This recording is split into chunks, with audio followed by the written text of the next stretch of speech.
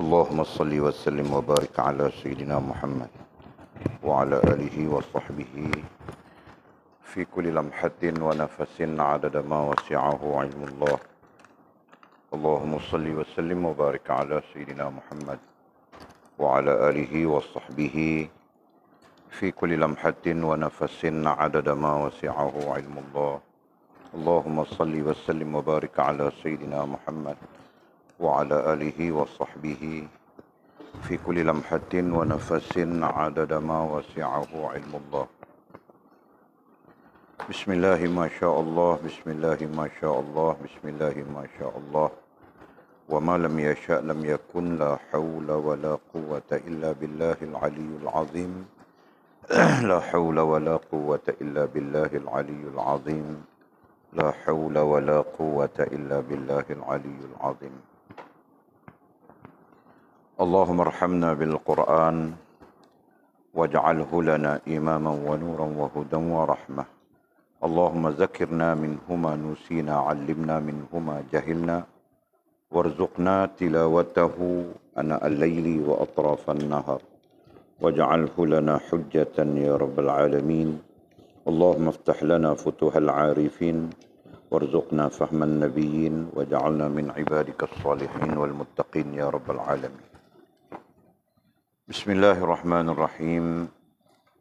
قال مصنف رحمه الله تعالى: نفعنا الله بعلومه وبكتابه في الدارين، اللهم آمين يا رب العالمين. وبعد، قال: sifat ketiga ialah si hamba itu jangan mungkir janji apabila telah berjanji, ataupun jangan berjanji langsung. Dengan tidak mungkir janji atau tidak langsung berjanji itu, dia akan dapat sumber kekuatan dalam hal dirinya. Dan ini adalah tindakan yang seimbang untuk diikut. Kerana mungkir janji adalah termasuk dalam golongan berbohong. Jika ia berbuat demikian, maka pintu kemuliaan akan dibuka kepadanya, dan darjat akhlak yang tinggi akan diberi kepadanya. Orang-orang yang benar akan cinta kepadanya, pangkatnya di sisi Allah akan ditinggikan. Sifat keempat ialah si hamba itu jangan menyumpah atau melaknat makhluk ataupun menyakiti mereka, walaupun sedikit.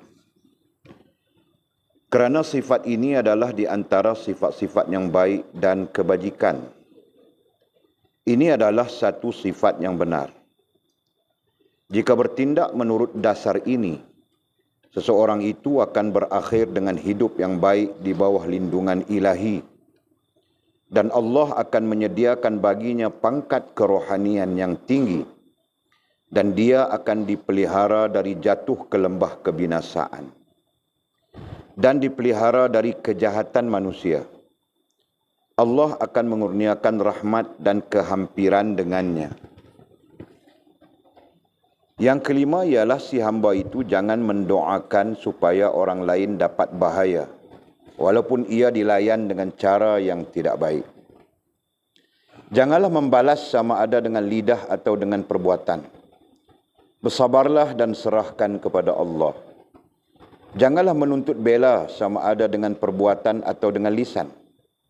Orang yang boleh melakukan ini akan diberi pangkat yang tinggi di sisi Allah. Orang yang terlatih dengan cara ini dan tetap dalam sifat ini akan mendapat kemuliaan dalam dunia ini dan di akhirat kelak. Dan akan dicintai oleh orang-orang yang benar, yang dekat dan yang jauh. Permohonannya akan diterima, dan ia mendapat kemuliaan di hati orang-orang yang beriman. Yang keenam, ialah si hamba itu janganlah mengatakan bahawa seseorang, yakni menurut kiblat yang sama, iaitu beragama Islam, itu musyrik, munafik atau kafir. Jika kamu tidak mengkafirkan, memunafikkan atau mensyirikkan seseorang, maka itu menunjukkan kamu menurut sunnah Nabi besar Muhammad sallallahu alaihi wasallam, dan menjauhkan diri kamu dari membuat kacau dalam perkara yang Allah sahaja mengetahui, dan menjauhkan diri dan menjauhkan dari siksaannya, dan menghampirkan kamu kepada rahmat dan redanya. Oleh itu, ini adalah pintu yang mulia menuju Allah Subhanahu wa taala, yang mengurniakan sifat ini kepada hamba-hambanya yang beriman sebagai ganjaran kerana kasih sayangnya kepada semua orang.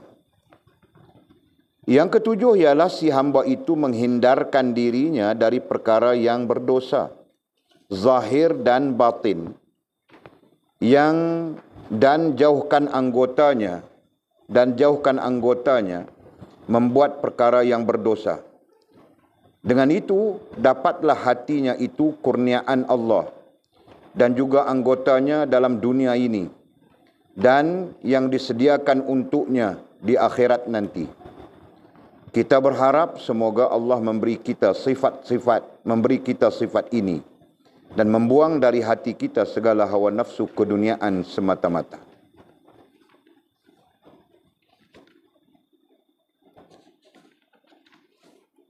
Alhamdulillah, kita sambung lagi pengajian kita pada syarahan yang ke-78, dan kita sedang membincangkan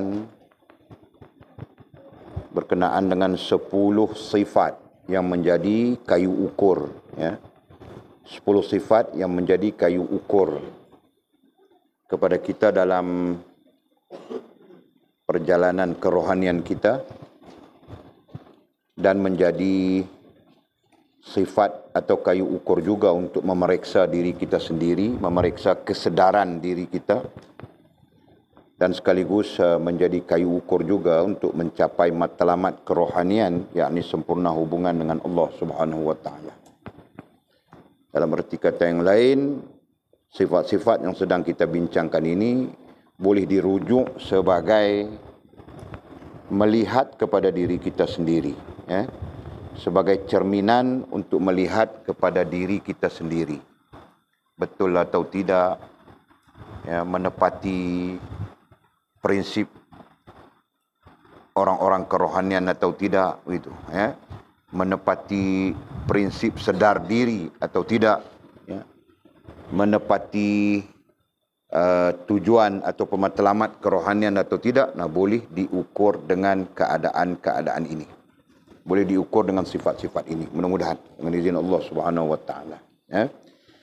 Dan kita telah pun membincangkan 2 sifat daripada syarahan ini, ya. Yang pertama, dinasihatkan oleh mursyid kita supaya jangan bersumpah dengan nama Allah pada keadaan apapun, pada situasi apapun.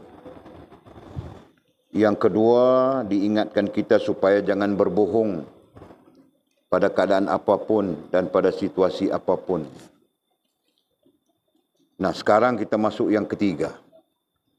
Sehingga kata musannif rahimahullahu ta'ala, sifat ketiga ialah si hamba itu jangan mungkir janji. Nah, sifat yang ketiga yang perlu dihindarkan oleh kita adalah jangan mungkir janji, ya, ataupun jangan berjanji langsung. Nah, kalau dibimbangi kita mungkir janji, berarti kita jangan berjanji langsung. Ya, ini satu hal yang besar juga, ya, dalam kehidupan kita, dalam sosialisasi kita. Masalah berjanji dan mungkir janji ini adalah lazim, adalah menjadi kebiasaan saja. Nah, justru apabila kita melihat ini merupakan kayu ukur kepada hal kerohanian kita, nah berarti ini adalah satu hal yang sangat mustahak untuk dilihat dan difahami, ya. Adapun masalah berjanji, itu juga menjadi kelaziman kita. Suka saja kita berjanji. Ada 10 awek, 10 janji. Yana pun mau menikah, Sofia pun mau menikah, Yati pun mau menikah, Jetun pun mau menikah, Jenab pun mau menikah. Semua kau janji mau menikah saja. Nah kemudian kau tidak mampu menikah. Bukan 10, 4 pun kau tidak mampu menikah. Nah kau pun mungkir janji. Ya kan? Kau lari entah ke mana, tutup semua telefon, tukar telefon lain. Nah siapa pun tidak dapat menghubungi kau lagi, sudah. Nah akhirnya janji tinggal janji. Sudah aku bilang ya, bila kau berjanji dengan seorang perempuan mau menikah, maka sudah menjadi wajib ke atasmu. Ya, melainkan darurah-darurahnya saja. Berdosa besar. Fahamkah? Nah jangan. Nah oleh kerana itu jangan mulakan. Kalau kau tidak yakin untuk bernikah dengannya, nah kau jangan berjanji. Wahai orang lelaki. Fahamkah? Faham Akil? Jangan kau suka janji sana, janji sini, janji sana, janji sini. Nah kemudian kau tidak menunaikan janji. Nah apalagi kalau kita kaitkan dengan hal kerohanian ini. Apalagi kalau kita kaitkan dengan perjalanan kerohanian kita untuk mencapai kesempurnaan hubungan dengan Allah Subhanahu wa taala. Nah di sana menunjukkan kepada kita hal janji itu bukan satu perkara yang boleh dibuat mudah, begitu kan? Nah. Jelas? Okey. Jadi katanya jangan mungkir janji apabila telah berjanji. Nah jika telah berjanji jangan kau mungkir janji. Ya. Ataupun jika kau takut, jika kau ragu dengan janji, maka kau jangan berjanji langsung. Nah, itu kan? Nah, kalau tidak berjanji mereka tidak percaya, Abah Walid. Nah, kau mau berbohong buat apa? Jadi janjimu supaya orang percaya saja. Ya? Supaya awek-awekmu itu nanti percaya saja. Nah, kemudian kau menggunakan kepercayaan itu. Nah, itu jahat namanya kan? Nah, jangan jahat. Jangan. Cukuplah jahat-jahat yang telah lalu.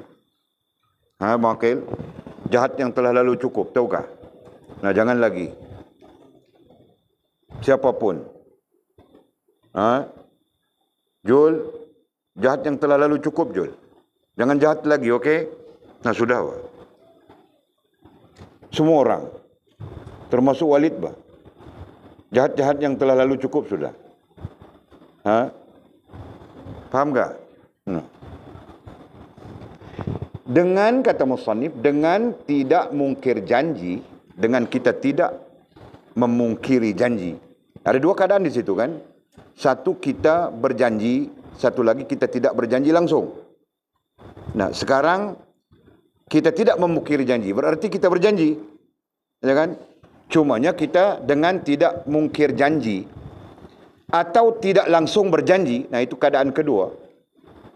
Atau tidak langsung berjanji itu, dia akan dapat sumber kekuatan dalam hal dirinya. Kita akan mendapat sumber kekuatan dalam diri kita. Nah, ini terkait psikologi. Ya. Kalau kamu orang belajar khusus bidang psikologi, nah kamu orang mudah saja faham ini. Bagaimana? Apabila kita berjanji dengan seseorang, tiba-tiba kita mungkir janji, nah kita jadi takut, betul kan? Mau jumpa dia takut, kan? Mau jumpa kawan-kawannya takut, nampak? Itu psikologi itu. Nah, akhirnya kita menjadi orang yang rendah, bukan orang merendah diri, bukan? Kita menjadi rendah diri, diri kita menjadi rendah, tahu tak? Nah itu maksudnya. Hilang kendiri. Hilang kendiri berarti hilang keupayaan spiritual. Hilang keupayaan kendiri, bilang kendiri kan? Hilang keupayaan keyakinan diri. Nah, itu. Faham tak? Itu yang terjadi. Nah, Mizi berbohong dengan Walid. Nanti dia mau jumpa Walid pun dia malu sudah. Dia lari-lari saja.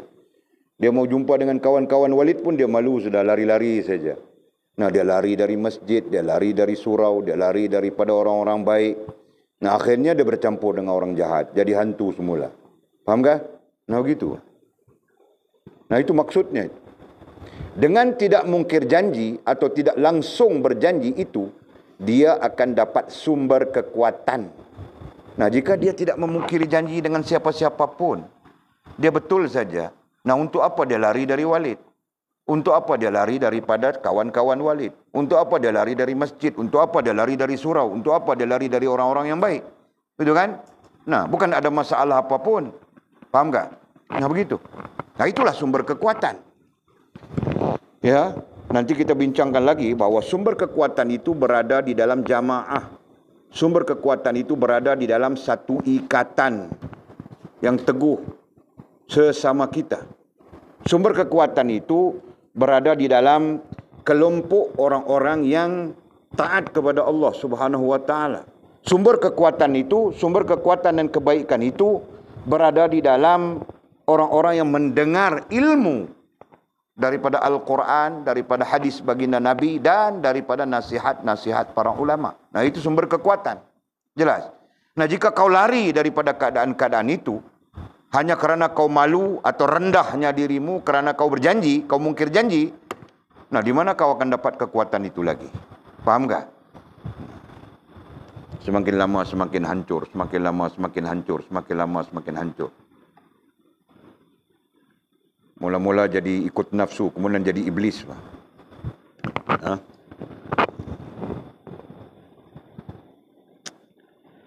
Itulah maksudnya. Dengan tidak mungkir janji atau tidak langsung berjanji itu, dia akan dapat sumber kekuatan. Sumber kekuatan yang kita sebutkan tadi, dalam hal dirinya. Dalam hal dirinya.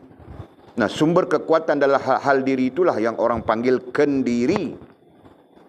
Kendiri artinya keupayaan diri. Sisi lain disebut potensi diri. Ya. Jadi kita tahu potensi diri kita, bah. Aku mau jadi bagus. Nah, mau jadi bagus, mau jumpa siapa? Mau belajar dari siapa? Nah, kita pergi cari saja. Betul kan? Ini mau jadi baik, mau jadi bagus, tapi cari hantu. Mau jadi baik, mau jadi bagus, cari orang yang jahat. Nah, macam mana kau mau jadi baik? Faham tak? Nah, itu.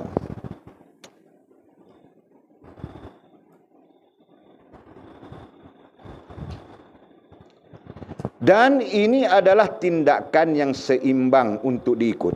Katanya, inilah tindakan yang seimbang. Apa maksud tindakan yang seimbang? Yang betul. Tindakan yang betul untuk diikut. Apa? Jangan berjanji, jangan mungkiri janji. Nah, itu. Nah, seimbang dengan maksud betul. Kita nanti tidak hanyut, kita nanti tidak terbawa kepada keadaan-keadaan yang memudaratkan diri kita. Seperti Walid contohkan Mizi tadi. Nah, oleh kerana dia mungkir janji dengan Walid, dia malu mau berjumpa dengan Walid. Dalam masa yang sama dia malu mau berjumpa dengan kawan-kawan Walid kan? Mesti kawan-kawan Walid pun tahu aku mungkir janji sudah misalnya. Nah, dia malu. Dia keluar daripada keadaan-keadaan kita. Mula campur dengan orang-orang yang tidak tentu. Nah, akhirnya dia rosak. Faham tak? Nah, itu bentuknya. Okey. Kerana mungkir janji adalah termasuk dalam golongan berbohong. Kerana mungkir janji itu pada satu sisi termasuk dalam golongan berbohong. Termasuk dalam kelompok berbohong, pembohongan. Yang nombor 2 kita bincang itu kan. Kalau berbohong pun tidak mampu, tidak boleh menyebabkan kita meningkatnya rohaniah, meningkatnya hubungan rohaniah kita dengan Allah Subhanahu wa taala. Nah, sama juga dengan berjanji. Nah, mungkir janji itu menyebabkan tidak meningkatnya hubungan rohaniah kita dengan Allah Subhanahu wa taala. Dengan semakin kau duduk pun tidak meningkat. Nah, macam Abang Aqil, mana pernah meningkat Abang Aqil? Mau meningkat macam mana? Arahan tidak dengar, peraturan tidak mau ikut. Mau meningkat macam mana? Sama macam Anjung juga. Mau meningkat macam mana? Bohong saja. Nah, akhirnya 2 tahun sudah tidak mampu merubah apapun diri. Dengan padahal kalau orang yang mau meningkat bukan 2 tahun, 1 hari dia berubah sudah. Hari kedua, hari ketiga, hari keempat, hari kelima, hari keenam, ya, sebulan, 2 bulan, 3 bulan, 4 bulan, setahun, 2 tahun, nah berubah sudah. Betul kah? Nah begitu. Jadi tidak ada apa yang berubah. Nah. Betul kah Bakil? Nah. Jadi kau sendiri pun tahu betul kan? Kau sendiri pun tidak mau berubah juga. Nah terserah. Yang mau berubah silakan, yang tidak mau berubah terserah. Ya, urusan Walid adalah mengajarkan kebenaran. Nah, jika kebenaran itu tidak mau diikut, itu terserah. Ya, bukan boleh dipaksakan. Pada orang yang menyerah diri, maka dia akan mendapat keselamatan. Dia akan mendapat ilmu. Ya. Nah, pada orang yang takbur, sombong, nah dia akan terus dalam kejahilan. Sekalipun dia berada di dalam kelompok ilmu. Nah itu saja. Okey. Kerana mungkir janji adalah termasuk dalam golongan berbohong. Nah, kerana mungkir janji itu bahagian daripada jenis bohong. Jenis berbohong. Nah, jadi bohong saja. Hidup dalam kebohongan. Ya kan? Jika ia berbuat demikian, ini yang kita katakan balaghah ya, sirah mubalaghah, reverse psychology ya, konsep bercakap. Jika ia berbuat demikian, buat apa? Tidak berjanji, tidak mungkir janji atau tidak berjanji langsung.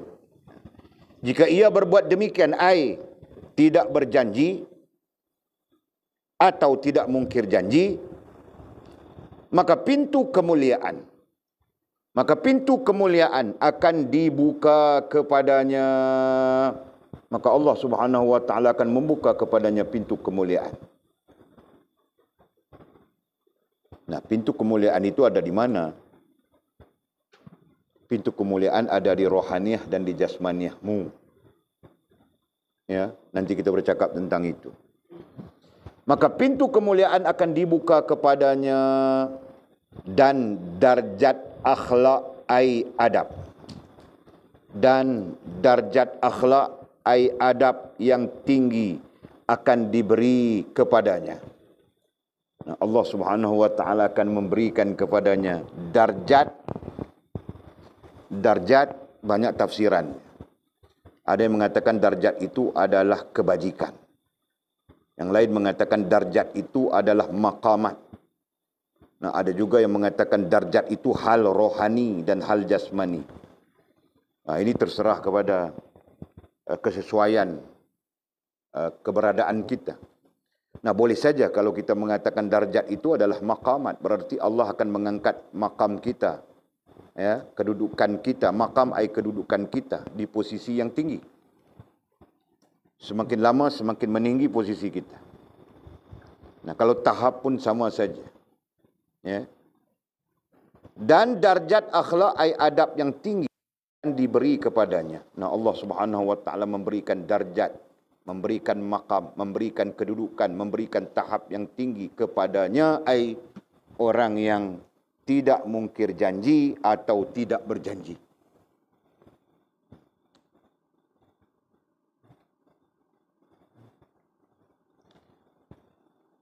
Role model, suri teladan orang yang seperti kita sebutkan ini adalah baginda Nabi kita Muhammad sallallahu alaihi wasallam.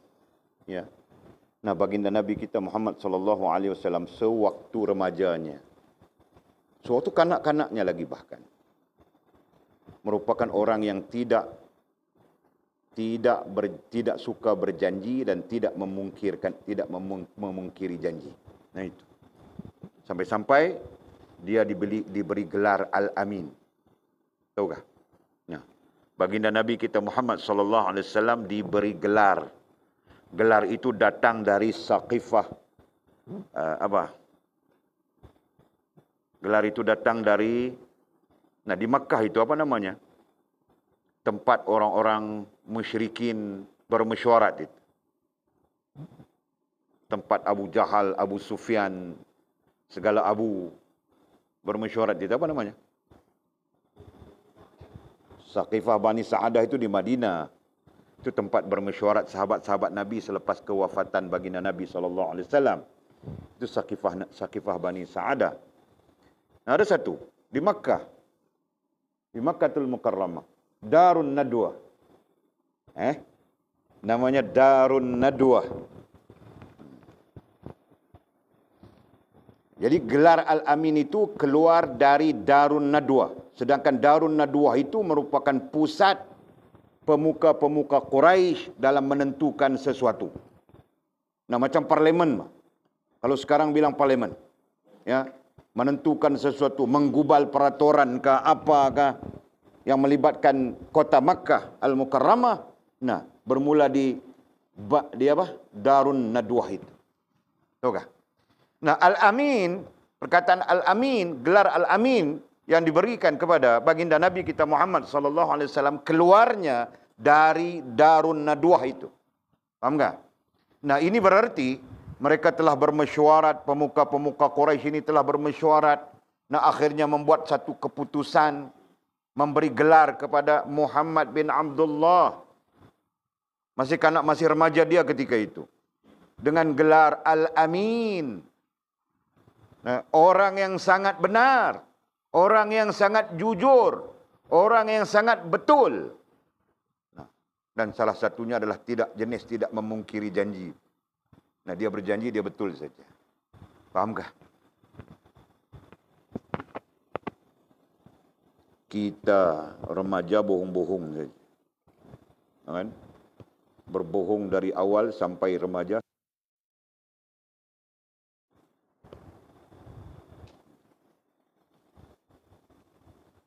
Nah, maka pintu kemuliaan akan dibuka kepadanya,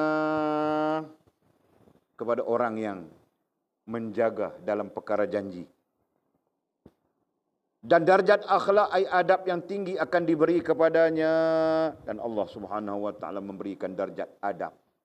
Dan darjat adab itu adalah maqam, adalah hal kerohanian dan hal jasmani yang baik. Orang-orang yang benar akan cinta kepadanya. Orang-orang yang benar. Orang-orang yang benar ai baik. Orang-orang yang benar ai baik. Baik menurut Al-Quran dan Sunnah. Bukan baik menurut akal manusia. Baik menurut akal manusia tidak solat pun dibilang baik. Gitu kan? Bercanggah dengan syariat Allah SWT pun dia bilang baik. Nah, baik menurut akal manusia tidak pernah bersih daripada kemunafikan. Ya. Banyak orang yang baik depan orang. Nah, belakang hantu dia. Kan? Depan orang bagus saja, pijak semut pun tidak mati. Pijak ular pun tidak mati. Belakang orang, Masya Allah. Nah, ini ya, selalu terjadi. Nah, itu kita sebutkan, baik menurut akal manusia, tidak pernah lekang, tidak pernah sunyi daripada kemunafikan. Adapun baik yang dimaksudkan adalah baik menurut Allah Subhanahu wa taala dan Rasul. Baik menurut Al-Quran dan Sunnah. Nah, itu yang kita maksudkan. Hal ini telah didalilkan oleh Allah Subhanahu wa taala di dalam Al-Quran. Al-haqqu min rabbik. Yang hak itu hanya dari Tuhanmu. Yang benar itu hanya daripada Tuhanmu. Sementara Rasul, baginda Nabi, menjalankan kebenaran daripada Tuhan. Dan janganlah kamu menjadi orang yang berpaling daripada kebenaran. Nah, itu dalil. Orang-orang yang benar akan cinta kepadanya. Orang-orang yang benar berarti orang-orang yang mengikut Allah Subhanahu wa taala dan Rasul akan cinta. Cinta. Nah, kita ada tahapnya di sana. Suka, sayang, kasih, dan kemudian cinta. Ini berarti orang-orang yang benar, orang-orang yang mengikut Allah Subhanahu wa taala dan Rasul akan suka, akan sayang, akan kasih, akan cinta kepadanya, kepada orang yang menjaga dalam perkara janji. Kepada orang yang berjaga-jaga dalam perkara janji. Pangkatnya di sisi Allah akan ditinggikan. Pangkatnya, nah itu maqamat mutlak. Ya. Pangkatnya itu maqamat. Pangkatnya di sisi Allah akan ditinggikan. Nah itu maqamat, ditinggikan berarti berkembang. Takwim. Jadi pangkatnya, makamnya akan naik sedikit demi sedikit. Daripada tawabin, daripada awam kepada tawabin. Daripada tawabin kepada muhafizin. Dari muhafizin kepada muqarrabin. Dari muqarrabin kepada salihin. Daripada salihin kepada syuhada. Daripada syuhada kepada siddiqin. Nah terhenti di situ. Boleh naik lagi kah? Tidak boleh sudah. Kenapa? Nah karena itulah makam terakhir. Ya. Karena selepas itu adalah makam kenabian ataupun makam anbiya. Nah itu terhenti pada anbiya saja. Jelaskah? Allah, Masya Allah. Jadi jangan mungkir janji. Ya. Jangan mungkir janji atau jangan berjanji. Namun buat macam mana Walid? Bilang insya-Allah. Itu kan? Wala taqulunna an yaf'alu dzalika ghada illa in yasha Allah. Nah, tentang perkara janji, Allah mengajar kita di dalam Al-Quran bagaimana yang terbaik. Wala taqulunna, jangan kau berkata kau akan buat begitu begini esok. Wala taqulunna an yaf'alu dzalika ghada. Bahawa aku akan melakukan ini, melakukan itu, buat begini, buat begitu esok. Ghada artinya esok. Illa melainkan an yasha Allah, melainkan jika Allah SWT kehendaki. Nah itu cara yang diajar oleh Allah SWT kepada kita. Menepati adab insani, menepati adab insan. Betul kan? Nah jika insya Allah berarti jika kita diizinkan Allah kita lakukan. Jika tidak, nah itu kehendak Allah SWT misalnya kan. Bukan mesti. Nah, mesti katun saja semuanya. Faham kah? Nah sudah. Sifat yang keempat. Ialah si hamba itu jangan menyumpah. Nah, sifat yang keempat. Kita jangan menyumpah. Atau melaknat. Menyumpah atau melaknat. Ada dua keadaan. Kelihatannya sama saja, tetapi berbeza dari sudut penggunaan istilah. Ya. Nah, jika menyumpah itu celaka, kan, kurang ajar dan sebagainya. Kan. Jika melaknat itu, mampus kau, daripada hidup lebih baik kau mampus. Nah, itu melaknat. Ya, dua keadaan yang serupa, cuma berbeza istilahnya. Berbeza penggunaan istilah. Nah, jangan menyumpah atau melaknat makhluk. Apalagi manusia. Bangsa jin. Ya. Ataupun bangsa yang diberikan oleh Allah Subhanahu wa taala akal. Nah, jangan. Ha? Fahamkah? Nah, jangan kita suka melaknat, menyumpah melaknat sesama manusia. Begitu juga jin. Jangan. Ataupun menyakiti mereka, ataupun kita menyakiti mereka, khususnya manusia dan jin. Nah, ini termasuk juga haiwan dan sebagainya, secara umumnya ya, haiwan dan sebagainya. Nah, jangan kita menyakiti mereka, melainkan sesuai dengan keadaan. Contoh, nah kita terpaksa menyakiti ikan kerana kita mau makan dia kan. Nah itu kesesuaiannya saja, tabi'inya saja, gitu kan. Nah kita terpaksa menyakiti ayam kerana kita mau makan dia. Kita mana boleh gigit kepalanya begitu saja, betul kan? Jadi kita sembelih dan sebagainya, betul? Nah itu adalah perkara tabi'i. Ya, perkara tabi'i. Perkara yang telah ditetapkan oleh Allah Subhanahu wa taala kesesuaian. Kesesuaian ayam itu menjadi rezeki kepada kita, ikan itu menjadi rezeki kepada kita dan sebagainya. Tetapi dalam keadaan-keadaan yang bukan tabi'i, nah jangan kita menyakiti. Jangan kita menyumpah, melaknat atau menyakiti mereka. Jangan. Ya. Nah, ada orang tanya Walid dulu, macam mana kita membakar tebuan kerana kita mau ambil anaknya buat umpan mengair? Ada orang pernah tanya Walid. Nah, Walid pun kebingungan juga mau jawab itu. Tetapi bila kita rujuk di dalam kitab-kitab Nusantara, fiqh Nusantara, ya, contohnya macam boleh sebut apa ya, Nuruddin Raniri, ya, dalam apa nama Al-Mustaqim, Siratal Mustaqim. Nah, kitab fiqahnya, nah dia berbincang tentang itu. Antara perbincangannya tentang itu. Ya, jadi kalau kita mau memahami hal-hal yang terkait dengan Nusantara kita, isu-isu Nusantara, nah lebih wajar kita merujuk kepada ulama-ulama Nusantara, ya, berbanding ulama-ulama Arab. Ya. Jadi contohnya I'anatul Talibin Imam Nawawi rahimahullah taala. Jadi dia tidak membincangkan isu sarang tebuan seperti mana yang kita sebutkan tadi, gitu kan? Nah, di dalam kitab Siratal Mustaqim karya Nuruddin Ar-Raniri, mudah-mudahan Allah merahmatinya, nah dia membincangkan tentang apakah salah kita membakar tebuan untuk mengambil anaknya sebagai umpan. Nah, bilangnya tidak. Tidak salah, tidak menjadi kesalahan kalau benar ianya menjadi umpan. Yang salahnya ialah sengaja kita membakarnya, sedangkan dia tidak mendatangkan kemudaratan apapun kepada kita. Nah, itu salah. Paham tak? Nah, ini berarti jika dia mendatangkan kemudaratan kepada kita, nah boleh kita membakarnya atau menghalaunya dan sebagainya. Nah, di sana ada pendekatan-pendekatan yang perlu diambil. Nah, jika membakar itu mungkin pilihan terakhir, masih ada pilihan-pilihan yang lain. Nah, pakai saja pilihan-pilihan yang tidak memudaratkan. Paham tak? Nah, ada orang bilang, kalau sarang tebuan itu besar, nah kau lastik kerang masuk di dalamnya. Kan? Nah, berarti pendekatan itu lebih wajar diambil daripada kau membakarnya. Paham tak? Pernah tak? Tahu tak bakar sarang tebuan?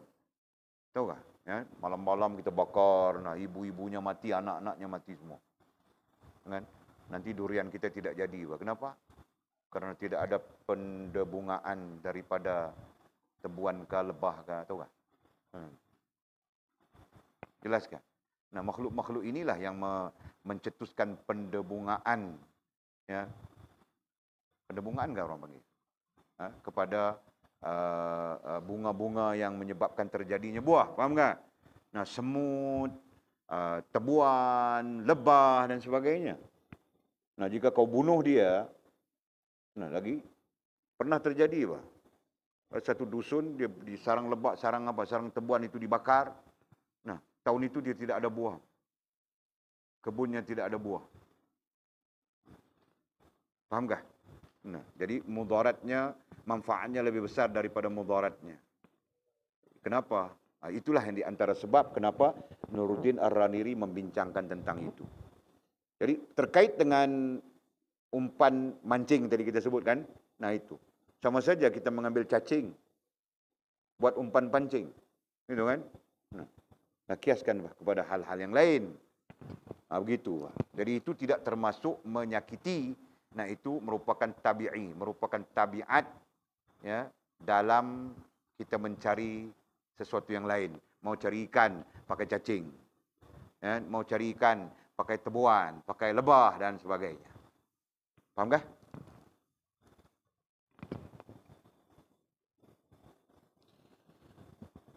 Sifat yang keempat ialah si hamba itu jangan menyumpah atau melaknat makhluk ataupun menyakiti mereka walaupun sedikit, katanya. Nah, walaupun sedikit, walaupun sikit-sikit saja. Kan? Nah, sikit-sikit saja, bukan banyak-banyak bakar-bakar syok-syok saja. Sikit-sikit, jangan. Melainkan kau mau memakannya. Jadi mau makannya pun ada adabnya juga, kan? Kau mana boleh bakar ayam hidup-hidup. Walaupun kau mau makan ayam itu. Nah, makil, hati-hati ya. Nanti kami tidak lihat, kau buat saja.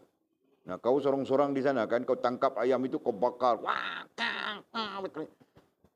kita ingat apa bangkil ni? Rogol ayam kan? Pokoknya dibakar ayam.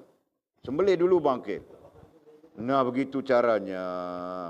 Ya, jangan kau sakitkan dia walaupun sedikit. Sembelih dulu, kasih dia mati. Dan lepas itu kau mau bakar kah? Bakar hangus kah? Apa? Kan terserah kau saja. Begitu. Okey? Kerana sifat ini adalah di antara sifat-sifat yang baik dan kebajikan. Kerana tidak menyumpah, tidak melaknat. Kerana sifat ini, nah itu isim isyarah di situ. Ya. Apabila hadir isim isyarah berarti ada faktanya. Nah, faktanya apa? Faktanya tidak menyumpah, tidak melaknat. Ya. Apabila kita bersifat tidak menyumpah, tidak melaknat, adalah di antara sifat-sifat yang baik dan kebajikan. Dan itu merupakan sifat yang baik dan memberi kebajikan. Memberi kebajikan. Nah, kita belajar sudah dulu. Ya. Satu sisi orang pandang pahala. Nah, sisi ahli-ahli wara, sisi orang-orang kerohanian, dia tidak memandang pahala. Mereka memandang apa? Nah, mereka memandang kebajikan. Lain kan? Pahala lain, kebajikan lain. Banyak para ulama berpendapat begitu, Pak.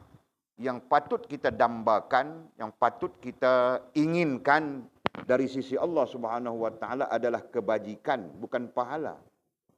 Ya kan? Jadi orang kita kadang-kadang tersasul sudah pahala. Nah, bulan Ramadan saja semua kejar pahala. Bulan lain Ramadan, nah tidak peduli dia pahala ke apakah. Ya kan? Nah, yang paling benar adalah kebajikan. Adapun pahala, nah itu hak Allah Subhanahu wa taala. Ya. Okey. Ini adalah satu sifat yang benar katanya. Ini adalah satu sifat yang benar. Apa maksudnya? Ya, ini adalah sifat yang baik, ini adalah sifat yang benar, ini adalah sifat yang memberi kebaikan kembali kepada kita. Nah, itu maksudnya. Jika bertindak menurut dasar ini, sekiranya kita bertindak melakukan menurut dasar ini artinya cara begini, cara tidak melaknat, cara tidak menyumpah dan sebagainya. Seseorang itu akan berakhir dengan hidup yang baik katanya. Seseorang itu akan berakhir dengan hidup. Nah, ayat ini terbalik, ayat keling ini. Seseorang itu akan berakhir hidupnya. Nah, begitu ayat Melayu. Seseorang itu, nah kita ikut saja. Seseorang itu akan berakhir dengan hidup yang baik. Berarti hidupnya akan berlaku dan berakhir dengan kebaikan. Nah, itu. Di bawah lindungan ilahi, di bawah lindungan Allah Subhanahu wa taala. Dalam arti kata yang lain, Allah menjaganya. Nah, itu saja. Nah, seseorang yang tidak menyumpah melaknat orang lain, tidak menyakiti makhluk-makhluk Allah Subhanahu wa taala yang lain, nah Allah Subhanahu wa taala akan melindungi hidupnya. Nah, itu ayat yang pasif. Allah akan melindungi hidupnya. Dan Allah akan menyediakan baginya pangkat kerohanian. Allah akan menyediakan baginya pangkat kerohanian yang tinggi. Allah Subhanahu wa taala akan menganugerahkan, memberikan kepadanya pangkat kerohanian yang tinggi. Apa pangkat kerohanian yang tinggi? Maqamat itu. Ya. Pangkat kerohanian adalah maqamat. Ya, yang kita sebutkan awam, tawabin, muhafizin, muqarrabin, salihin, syuhada, siddiqin. Semua istilah itu dari Al-Quran. Begitu juga daripada hadis Nabi SAW. Kurang-kurangnya kita berada di posisi awam kerohanian. Ya kan? Awam. Ini kerohanian pun tidak tahu di mana. Mungkin kerohanian kita berada di bawah, Pak, di asfal. Ikut nafsu saja, ikut iblis saja. Syirkah mungkin, kafir pun mungkin. Na'udzubillah. Ya. Okey. Dan Allah akan menyediakan baginya pangkat kerohanian yang tinggi dan dia akan dipelihara. Dan dia akan dipelihara dari jatuh ke lembah kebinasaan. Dia akan dipelihara, ai dijaga. Dan dia akan dipelihara, ai dijaga dari jatuh ke lembah kebinasaan. Dari jatuh ke lembah kebinasaan, ai rusak hubungan dengan Allah Subhanahu wa taala. Nah, kerana kebinasaan itu dilihat dari sudut rosaknya hubungan seseorang hamba dengan Allah Subhanahu wa taala. Dan kita belajar sudah semua itu. Apabila rosak hubungan kita dengan Allah Subhanahu wa taala, nantinya rosaklah hubungan kita dengan sesama makhluk. Kenapa? Kerana yang menjadikan kita betul, benar, baik, bagus dan sebagainya adalah Allah Subhanahu wa taala melalui agama. Itu kan? Nah, orang yang mengikut agama saja yang akan baik, yang akan bagus. Yang bercanggah dengan agama semuanya rusak saja. Okey. Dan dipelihara dari kejahatan manusia.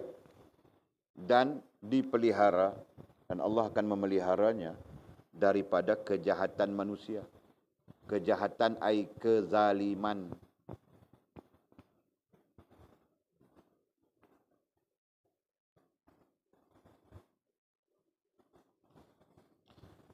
Allah akan mengurniakannya rahmat. Allah akan mengurniakannya rahmat dan kehampiran dengannya. Nah, selanjutnya Allah mengurniakan kepadanya rahmat. Rahmat ai kasih sayang. Nah, Allah akan memberi dia kasih sayang, itu kan? Dan kehampiran. Hampir. Nah, kalau jika menurut terjemahan dasar kita adalah Allah menerima diri kita, itu kan?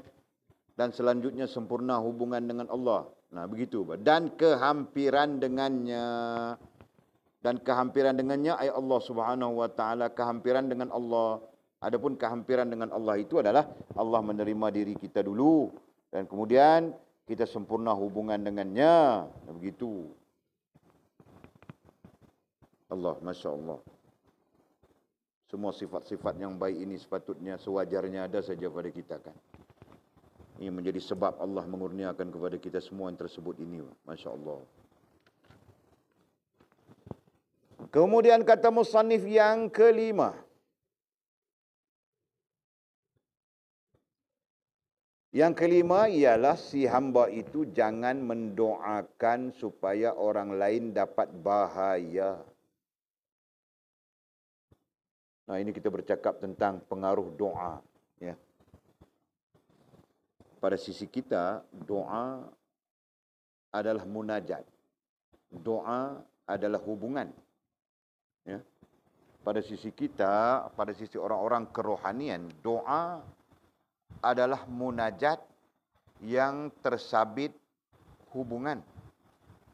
Nah, dalam arti kata yang lain, doa itu adalah tanda hubungan kita dengan Allah Subhanahu wa taala.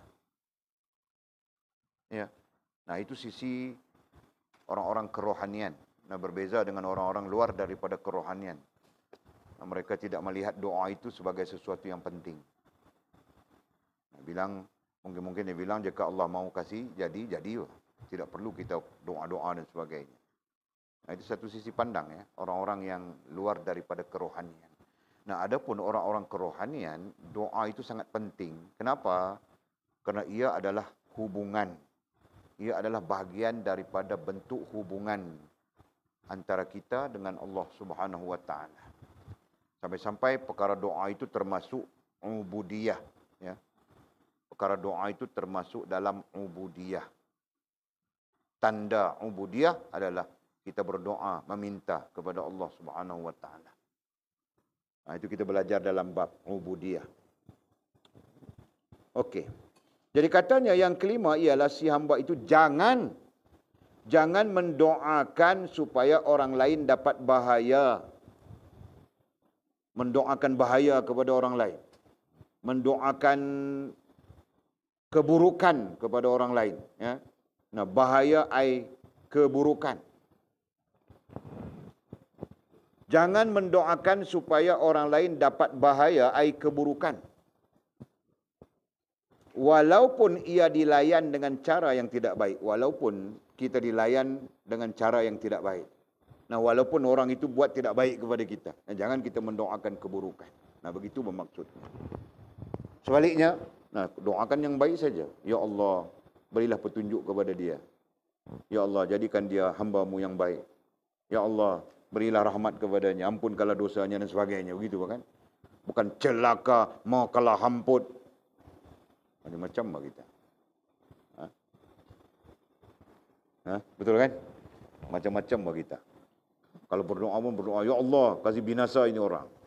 Kasih hancur dia, kasih itu, kasih ini. Nah, jangan.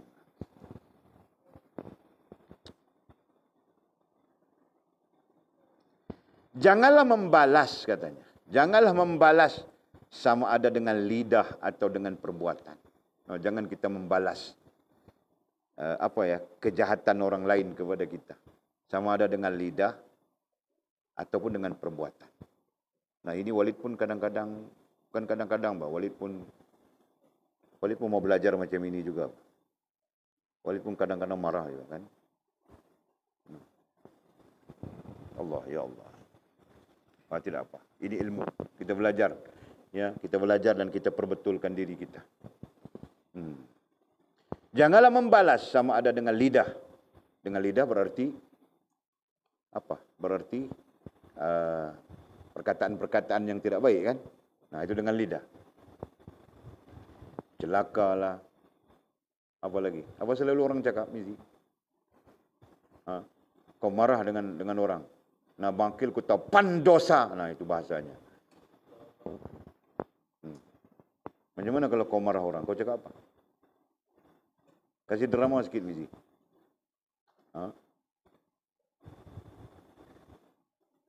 Iya. Baginda Nabi kita SAW ketika dilakukan secara kasar, khususnya ketika baginda ke Taif. Baginda bukankah membesar di Taif? Taif tahukah kamu orang? Taif tahukah? Tidak tahu. Nah, kita tidak ada peta. Peta ada di rumah. Lihat saja peta Jazirah Arab. Nah, nanti lihat Taif di mana. Jauh juga dengan Makkah Al-Mukarramah. Ya. Nah, baginda membesar di Taif di bawah jagaan Halimah As-Sa'diyah. Kan? Halimatus Sa'diyah. Ya, ibu susuan kepada baginda kita Nabi Muhammad SAW. Nah, tempatnya di Taif. Fahamkah? Berarti beliau membesar di Taif dalam satu jangka masa, dalam satu jangka waktu. Berarti beliau mempunyai kawan-kawan, kan? Mempunyai kawan-kawan sepermainan dan sebagainya. Nah, ketika dia menjadi nabi, diangkat menjadi nabi pada usia 25 tahun, ingin dia kembali menziarahi kawan-kawan, teman-teman, rakan-rakannya di Taif. Faham tak? Nah, jadi dia pun berangkat ke Taif. Ketika berada di Taif, yang kawan-kawan, yang namanya kawan-kawan sepermainan, yang namanya rakan-rakan sepermainan, ketika kanak-kanak tidak dapat menerima dia. Ya. Bahkan mereka cuba mencederakan dia. Dalam riwayat, dalam tarikh, semua kitab tarikh menyatakan, ya, bahawa baginda Nabi kita SAW mendapat luka-luka kerana dibaling dengan batu oleh penduduk Taif yang sebahagian daripadanya adalah rakan-rakan baginda Nabi sendiri sewaktu remajanya, sewaktu kanak-kanak. Ya. Nah, turun malaikat Jibril alaihissalam, wahai Muhammad, Minta saja kepada Allah Subhanahu wa taala. Aku mau mengangkat bukit Taif ini, hempap di atas kepala mereka. Jangan, wahai Jibril, jangan. Nabi SAW. Lalu Nabi SAW tadah tangan berdoa. Ya Allah, berikanlah mereka petunjuk. Allahumma hdi qaumun fa innahum la ya'lamun. Ya Allah, berilah kaumku ini petunjuk. Fa innahum, bahawa sesungguhnya mereka la ya'lamun, tidak mengetahui apapun, tidak mengerti apapun. Nah, demikian bahawa Nabi kita SAW. Dalam keadaan berdarah sudah. Ada riwayat mengatakan berdarah kaki. Ada riwayat mengatakan berdarah tangan. Ada riwayat mengatakan berdarah mukanya. Muka baginda Nabi SAW yang mulia. Nah, dia berdoa saja, Ya Allah, berilah petunjuk kepada kaum ini, penduduk-penduduk Taif ini yang mencederakanku ini. Karena mereka kaum yang tidak tahu, jahil dan sebagainya. Mungkin begitu kan? Nah, itu Nabi kita SAW. Nah, kita sikit saja pun maki-maki sudah. Kudoakan kau mati terhempit, mati bawah lori, mati dilanyak oleh steamroll. Kudoakan kau mati macam-macam kan. Marahnya kita. Jadi sejauh mana kita marah, sejauh itulah kita akan mendoakan, kan? Kalau marah itu besar, lagi besarlah kita doakan. Kudoakan kau mati kena bom nuklear. Lagi dahsyat. Kudoakan kau mati meletup perut. Begitu. Dari sejauh mana? Contohnya, Bangkil melarikan Yana. Nah, tengok Mizi punya menyumpah macam mana. Yang kau pun larikan Yana. Buat apa Bangkil? Jangan larikan Yana, nanti sumpah di Mizi. Jadi Mizi mendoakan yang buruk-buruk gitu kan. Tidak. Nah, Mizi bagus pada dia. Dia redha saja. Okey, Pak.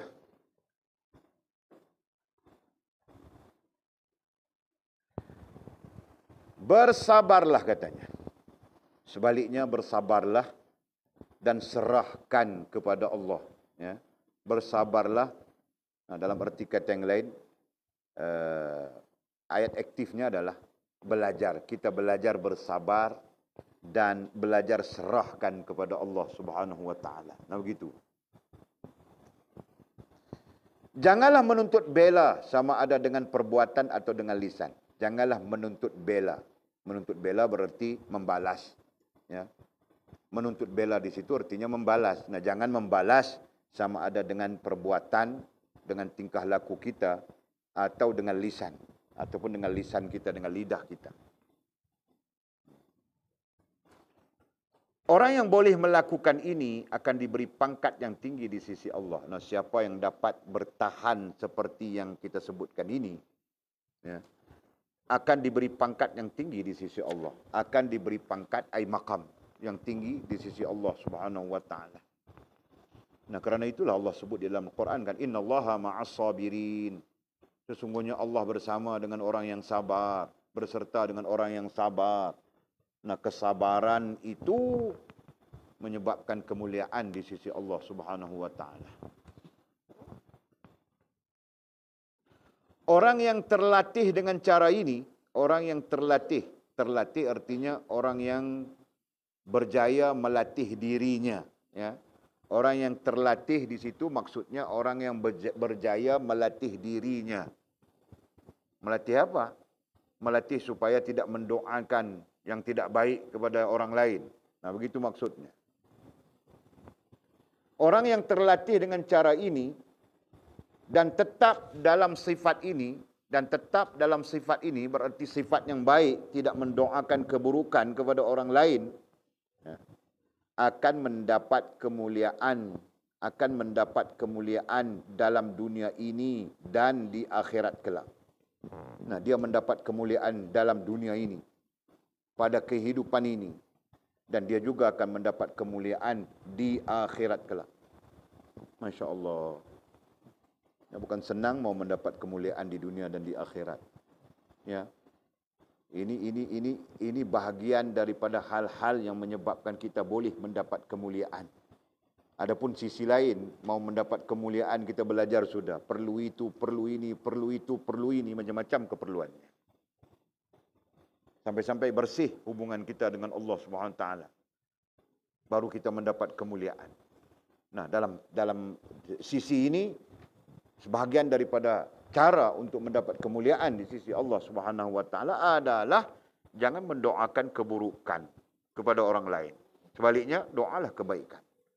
Doa mudah-mudahan Allah memberikan mereka hidayah. Doa mudah-mudahan Allah memberikan mereka petunjuk. Doa mudah-mudahan Allah memberikan mereka rahmat dan kebaikan. Nah itu. Sebab itu ada satu hadis mengatakan, sebaik-baik doa adalah kebaikan. Sebaik-baik doa adalah mendoakan kebaikan. Lalu sahabat bertanya kepada Nabi, wahai Rasulullah, bagaimana mendoakan kebaikan? Maka kata Nabi SAW, Allahumma ghafir li ummati Sayyidina Muhammad sallallahu alaihi wasallam. Nah, Nabi mengajarkan doa kebaikan itu dengan katanya, Allahumma ghafir, ya Allah ampunkanlah li ummati, kepada umat Nabi Muhammad sallallahu alaihi wasallam. Ya Allah ampunkanlah umat Nabi Muhammad sallallahu alaihi wasallam. Itulah doa kebaikan. Fahamkah? Sahabat bertanya kepada Nabi, macam mana mau mendoakan kebaikan? Nah, Nabi mengajar itu. Doa kebaikan itu adalah, antaranya adalah meminta ampun untuk umat Nabi Muhammad sallallahu alaihi wasallam. Fahamkah? Nah, begitu. Subhanallah.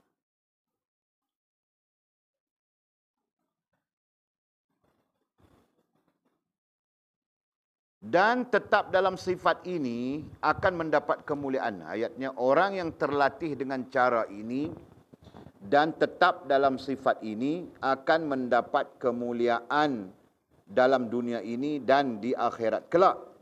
Dan akan dicintai. Dan akan dicintai, seperti kita sebutkan tadi. Dan akan dicintai oleh orang-orang yang benar. Nah, orang-orang yang benar, artinya orang-orang yang berpegang dengan Allah, Rasul, Al-Quran dan Sunnah, akan menyintainya, akan menyukainya, menyayanginya, mengasihinya, dan menyintainya. Subhanallah. Yang dekat dan yang jauh, sama ada dekat ataupun jauh. Permohonannya ai doa. Permohonannya ai doanya akan diterima. Akan diterima oleh Allah SWT, dan ia mendapat kemuliaan, dan ia mendapat kemuliaan di hati orang-orang yang beriman. Ya, orang-orang yang beriman akan memuliakannya. Jadi satu kebaikan, kan? Wajar, sangat wajar ada kepada kita supaya kita juga meraih kebaikan-kebaikan di sisi Allah Subhanahu Wa Taala seperti yang kita sebutkan. Kita bukan saja jauh dengan Allah Subhanahu Wa Taala, itu muhasabah kita ya. Kita bukan saja jauh dengan Allah Subhanahu Wa Taala, bahkan kita sendiri tidak tahu kebaikan-kebaikan apa yang kita boleh dapat, ya, daripada Allah Subhanahu Wa Taala. Nah, lakukanlah ini. Mudah-mudahan Allah melimpahkan kepada kita kebaikan-kebaikan. Okey, kemudian kata musannif yang ke-6. Ialah si hamba itu janganlah mengatakan bahawa seseorang, yang ke-6 ya, sifat yang ke-6, janganlah mengatakan bahawa seseorang, yakni yang menurut kiblat yang sama, ya, jangan mengata kepada orang yang kiblatnya sama, iaitu dia mengatakan Baitullahil Haram itu adalah kiblatnya. Jadi maksudnya yang beragama Islam, orang-orang yang beragama Islam. Jangan kita mengatakan kepada orang-orang yang beragama Islam itu musyrik. Ya, jangan kita katakan kepada mereka, kau musyrik. Ya, atau kau munafik, atau kau kafir. Jangan. Nah, kenapa jangan? Nah, itu termasuk dalam menghukum. Jelaskan? Nah, apabila kita menunding jari, atau kita menyebut nama seseorang yang dikenali sebagai musyrik, sebagai munafik, sebagai kafir, nah itu berarti kita menghukum. Faham tak?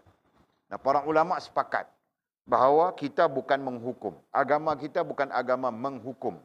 Walaupun ada sifat menghukum itu ada, tapi bukan kita. Itu kerjanya qadhi Dalam Islam, kerjanya qadhi, kerjanya hakim. Tahukah? Nah, mau menghukum seseorang itu murtad, bukan kita. Hakim yang menghukumkannya. Fahamkah? Mau menghukumkan seseorang itu musyrik, seseorang itu kafir, seseorang itu munafik. Nah, ada kaedahnya. Orang-orang yang berautoriti saja boleh menyebut perkara-perkara itu. Nah, adapun kita tidak boleh menghukum. Fahamkah? Agama kita bukan agama menghukum. Agama kita adalah agama doa. Agama kita adalah agama dakwah. Jelas?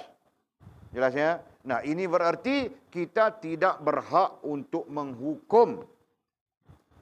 Walau bagaimanapun, kita boleh menyatakan hukum. Nah, itu berbeza kan? Menghukum dengan menyatakan hukum berbeza. Tidak sama itu.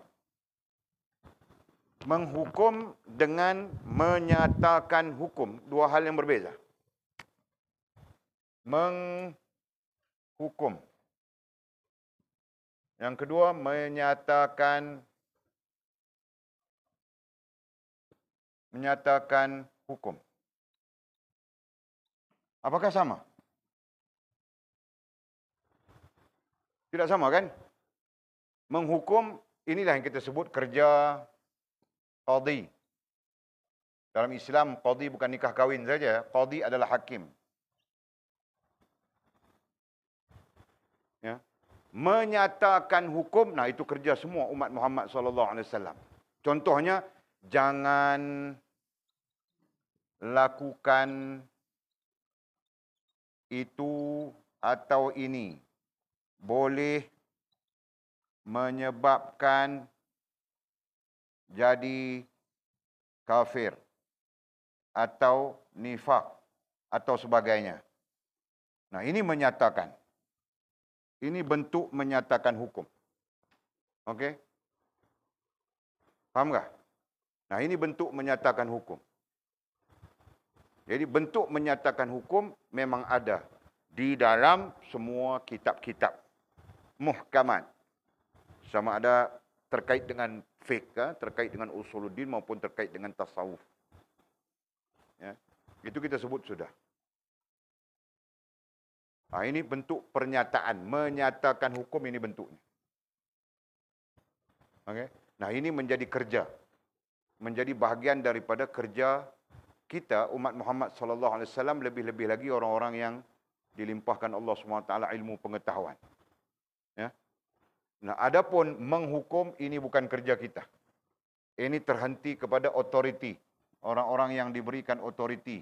Ya, itu qadhi ataupun hakim. Nah, mereka saja berhak untuk menghukum. Kan? Untuk meletakkan bahawa fulan bin fulan telah murtad. Fulan bin fulan musyrik, fulan bin fulan munafik dan sebagainya. Jelas?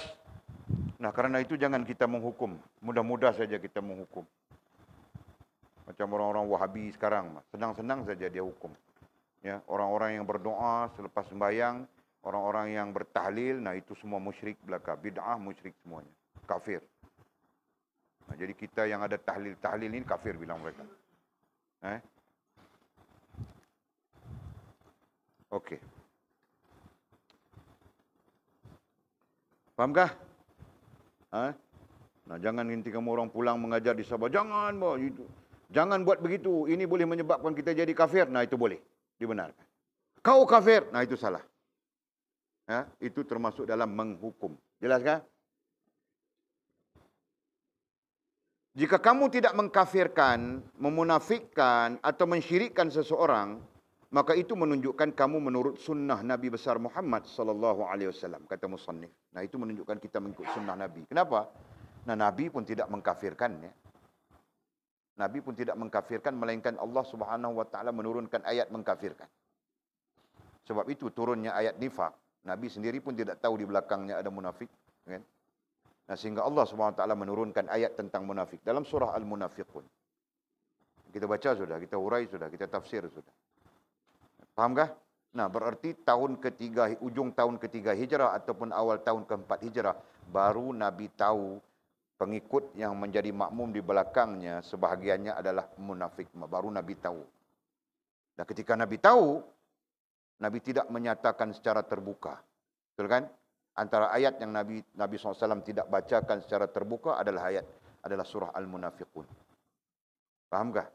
Nah, kenapa? Nah, itu sebahagian daripada sikap Nabi, ya, tidak mau menghukum, ya, melainkan Allah Subhanahu wa taala yang menghukum. Itu kan? Okey. Dan menjauhkan diri kamu dari membuat kacau. Ya. Sekaligus jika kita tidak menghukum orang sebegitu, menjauhkan diri kita dari membuat kacau dalam perkara-perkara yang Allah saja mengetahui. Jadi kita terselamat daripada perkara-perkara yang Allah saja ketahui. Ya, kita tidak membuat kacau dengan hukum-hukum kita. Nah, kacau itu, kekacauan itu seperti yang dilakukan oleh orang-orang Wahabi sekarang ini. Kacau semuanya. Dia memurtadkan orang, mengkafirkan orang, memusyrikkan orang sesuka hati saja. Ya kan? Semudah-mudah itu saja. Nah, akhirnya jadi kacau semua. Kacau bilau semuanya. Ya kan? Nah. Kemudian katanya, dan menjauhkan dari seksaannya. Dan hal ini juga menjauhkan kita daripada seksaan Allah Subhanahu wa taala. Kenapa? Kerana ada hadis yang sahih tentang itu, kan?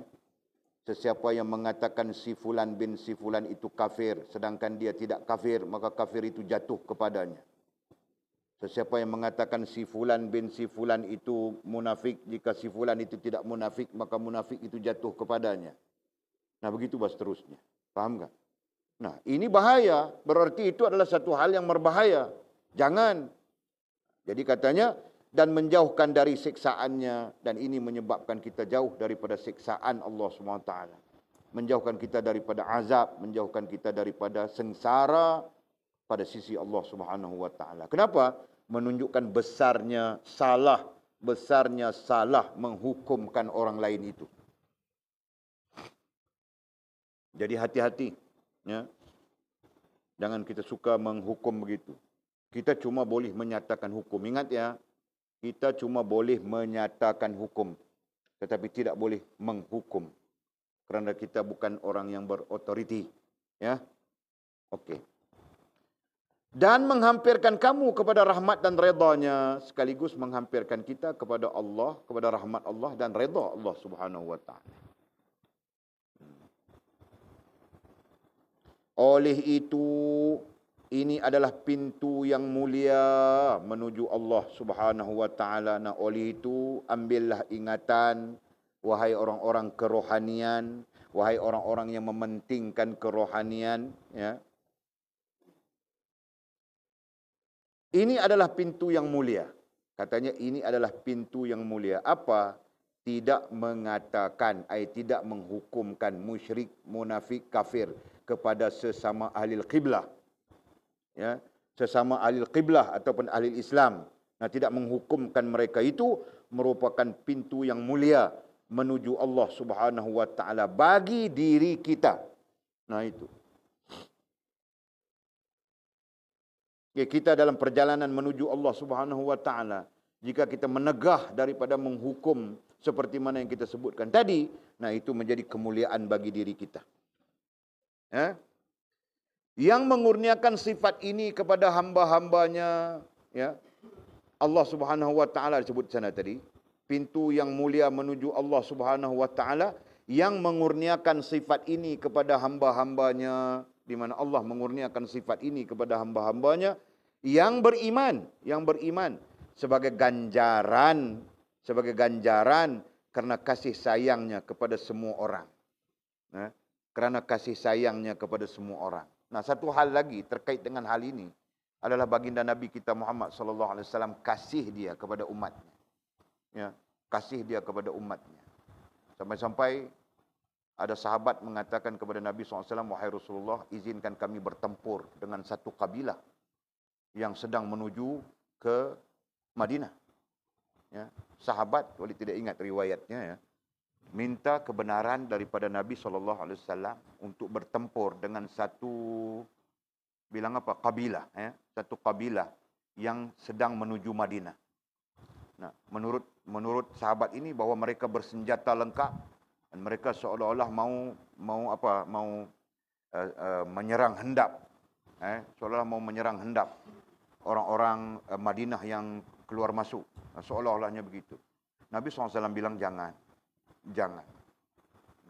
Bilang mereka adalah orang kafir. Nabi SAW bilang jangan. Nabi SAW bilang tutup mulutmu. Kan? Begitu Pak. Terus sahabat ini mengatakan kepada Nabi, bahaya begini, begini, begini dan sebagainya. Nabi SAW bilang jangan. Sambil-sambil Nabi SAW berdoa, ya Allah, mudah-mudahan mereka datang ke Madinah ini dengan aman. Dan datang untuk menerima Islam secara aman. Nah, Nabi berdoa begitu Pak. Benar Pak. Ketika mereka sampai di kota Madinah, nah terus saja mereka beristihar. Kami datang untuk berjumpa dengan Rasulullah sallallahu alaihi wasallam. Kami datang untuk menerima Islam di bawah bimbingan Rasulullah sallallahu alaihi wasallam. Nah, begitu terus dia. Nah, Nabi SAW kata kepada sahabat yang mau perang tadi, nampak? Kau lebih mengetahui atau Allah yang lebih mengetahui? Maka jawab sahabat, Allah dan Rasulnya yang mengetahui. Faham tak?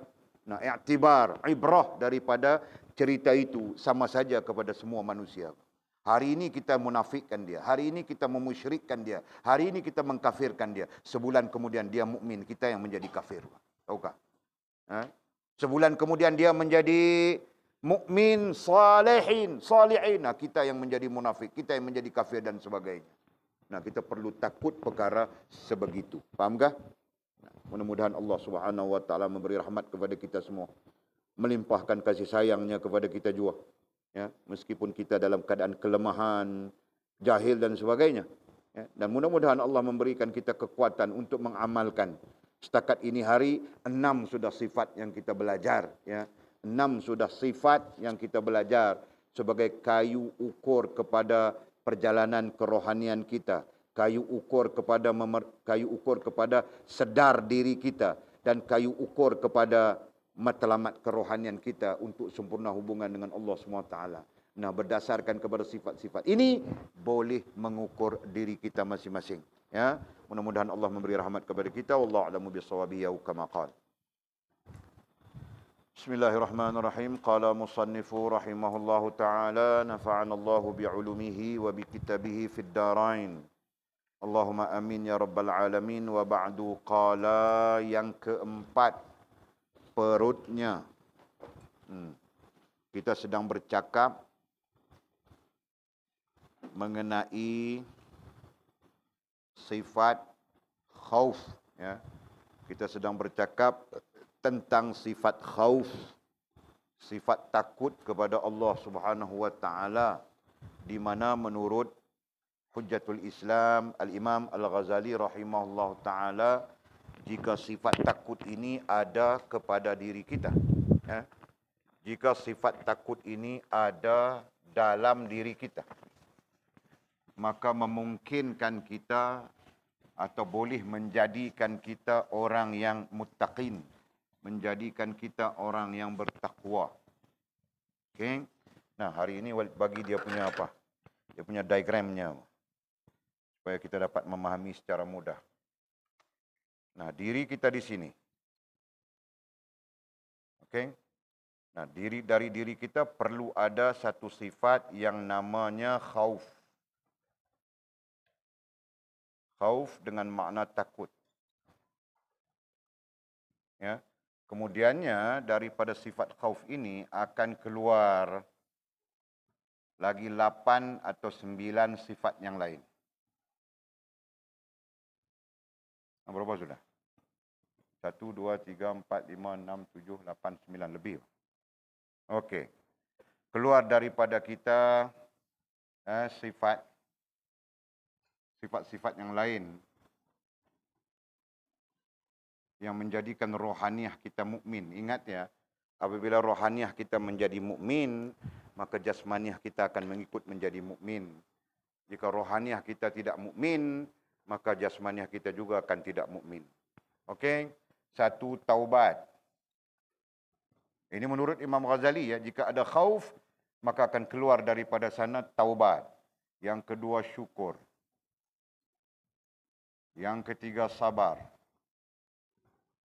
Yang keempat apa? Zuhud. Yang kelima, raja. Yang keenam, redha. Betul tak? Redha. Yang ketujuh, tawakal. Yang ke-8, mahabbah. Yang ke-9 qanaah. Campur ini 10 kan? Campur ini 10. Nah, ini kita berdasarkan kepada Imam Ghazali rahimahullah ta'ala. Nah, baru datang sifat-sifat ini. Menurut Imam Ghazali, ya, menurut Al-Imam Al-Ghazali rahimahullah ta'ala, jika pada diri kita ada sifat khauf, ya, pada diri kita, ada sifat khauf, nah, nantinya dari situlah keluarnya sifat-sifat yang lain. Dari situlah keluarnya sifat-sifat rohaniah mukmin pada diri kita. Jelas kan? Nah, sifat rohaniah mukmin. Kerana rohaniah ini ada mukmin, ada munafik, ya. Kerana rohaniah itu ada yang mukmin, ada yang kafir. Ya. Nah, ada yang muslim, ada yang nifaq. Itu kan? Ada yang muhsin, nah, ada yang fasik. Nah, ini dasarnya sama saja. Okey? Nah, kita bercakap tentang rohaniah mukmin. Rohaniah orang yang beriman mesti ada padanya 9 sekurang-kurangnya, dan sebahagian ulama yang lain mengatakan 10. Nah, ini kalau kita campur 10 semua. 1, 2, 3, 4, 5, 6, 7, 8, 9, 10. Nah, Imam Ghazali dengan alasannya yang kita sebutkan sudah, mengeluarkan dan membincangkan sifat khauf dengan katanya, apabila diri-diri kita ada khauf, maka dari sanalah akan keluarnya sifat-sifat yang lain. Keluarlah sifat taubat, keluarlah sifat syukur, keluarlah sifat sabar, keluarlah sifat zuhud, keluarlah sifat raja', keluarlah sifat redha, keluarlah sifat tawakal, keluarlah sifat mahabbah, keluarlah sifat qanna'ah. Nah, seolah-olah induknya di sana adalah khauf. Fahamkah? Nah, jadi kita sedang membincangkan sifat itu berdasarkan kepada fakta yang diberikan oleh Al-Imam Abu Laits. Ya. Jadi Al-Imam Abu Laits menyatakan sifat khauf itu boleh dilihat pada berapa perkara? 7 tempat. Ya. Sifat khauf itu boleh dilihat pada 7 tempat dalam diri kita. Nah, jadi artinya apa? Jika kita mau melihat diri kita ada atau tidak ada sifat khauf, nah, lihat saja kepada tempat-tempat, 7 tempat yang dinyatakan ini. Nah, begitu. Jelas kan? Nah, kita sudah pun bercakap 3 tempat. Nombor 1, lidah kita. Nah, boleh lihat lidah kita. Ada khauf, ada sifat khauf atau tidak ada sifat khauf dalam diri kita. Dalam rohaniah kita khususnya. Nombor 2, kalbu kita. Artinya rasa dan perasaan kita. Nah, di sana kita boleh melihat ada atau tidak sifat khauf dalam rohaniah kita. Nombor 3, pandangan kita. Berarti mata kita, penglihatan kita. Nah, kita boleh melihat di sana ada atau tidak ada sifat khauf pada rohaniah kita. Nah, kita masuk yang keempat sekarang ya. Yang keempat. Katanya perut. Nah, boleh dilihat di perut kita. Perut kita kan dalam perut kita. Nah, dalam perut lah. Bukan lihat perut buncit saja perutku. 120 hari sudah aku tidak makan nasi. Buncit juga, Pak. Gimana mau buatnya? Mau senaman itu kah? Apa panggil, Jul? Senaman apa panggil? Hah? Yang itu. Apa? Hah? Sit up. Nah, besok petang kita buat, ramai-ramai, ha? Sini. Sini depan ini. Kita buat. Hah? Kita sit up. Sit up. Okey, Pak. Perut. Katanya ia tidak memasukkan ke dalam perutnya makanan yang haram. Nah, jadi jika perut kita itu, bukan perut kita ya. Jika kita tidak memasukkan ke dalam perut kita makanan yang haram, nah itu tandanya ada khauf dalam rohaniah kita. Nah, begitu maksud. Ada khauf, ada sifat khauf dalam rohaniah kita. Ia tidak memasukkan ke dalam perutnya makanan yang haram. Makanan yang haram. Sekarang ini haram satu hal, syubhah satu hal. Ini permasalahan semasa ya. Current punya problem. The current problem kepada umat Islam adalah syubhah. Ya, banyak ya makanan yang syubhah. Ya, di hotel sebagai contoh. Kadang-kadang Walid pernah bersembang dengan chef ya, hotel. Dia masak dia buat steak itu dia pakai wine. Persoalannya, memang daging itu halal bahkan, daging itu disembelih dan sebagainya. Misalnya jika diketahui ataupun ada tanda-tanda dan sebagainya. Tapi cara masak itu nantinya haram, kan? Dimasukkan wine dan sebagainya. Kan? Salah seorang chef yang pernah menjadi chef di hotel, itu ya, kawan Walid Pakcik Haizar itu kan. Kawan Pakcik Asri itu. Dia pernah jadi chef di hotel, dia tahu macam mana. Masak-masak ini kan. Jadi syubhah saja kita. Kadang-kadang kita tidak peduli itu kan. Main makan saja betul dengan makan. Janji. Ini hotel 5 bintang, 10 bintang. Mana kita makan saja. Cekik semuanya. Nah, padahal haram. Na'udzubillah. Ya kan? Jadi, dalam hal ini, kita mau sebut apa? Orang yang ada khauf di dalam rohaniahnya, dia akan berhati-hati apa saja yang mau masuk ke dalam perutnya. Bukan saja haram, bahkan syubhah pun dia berhati-hati. Nah, begitu kan? Okey. Sebab hal itu merupakan dosa besar. Nah, kenapa perkara yang haram itu perlu dijaga, perlu hati-hati? Nah, kata musannif sebab hal itu merupakan dosa besar. Pertama, ia merupakan dosa besar. Berarti memasukkan yang haram ke dalam perut kita, nah itu merupakan satu dosa besar. Nah, satu sisi. Sisi lain, dia menyebabkan kita kalau istilah lama bilangnya gelap hati. Nah, itu istilah lama, ya kan? Menyebabkan kita gelap hati. Nah, apabila gelap hati, kita akan gagal merasakan yang dosa itu dosa, gitu kan? Yang salah itu salah. Nah, kita akan gagal untuk merasakan hal-hal sebegitu. Faham tak? Nah, sebab itu jangan pelik, sekarang manusia, yang tumbuh sekarang, nah mereka buat dosa macam biasa saja, kan? Orang buat dosa macam biasa saja, tidak rasa apa-apa, Faham tak? Orang berzina, nah biasa saja, tidak rasa apa-apa. Orang buat maksiat, biasa saja, tidak rasa apa-apa. Syok lagi. Wah, dia berjaya ini hari, bawa keluar Jetun. Nah, ini berjaya bawa keluar Yana ini hari. Syok, dia bangga-bangga saja. Bangkil berjaya bawa keluar Mira ini hari, makan di tepi laut Sepitang sana, tepi sungai itu. Bangga-bangga saja dia. Dengan syok saja. Nah, bukan lagi takut dosa, tapi syok. Faham tak? Nah, itu keadaan. Nah, ini adalah fenomena. Kenapa? Kerana makanan, kita terkait dengan makanan tadi ya, makanan yang haram dan syubhah menyebabkan hijab pada hati kita, hijab pada rohaniah kita, hijab pada rasa dan perasaan kita terhadap khauf itu sendiri, ya, terhadap khauf itu sendiri. Nah, mudah-mudahan Allah mengampunkan kita perkara yang kita tidak tahu, ya.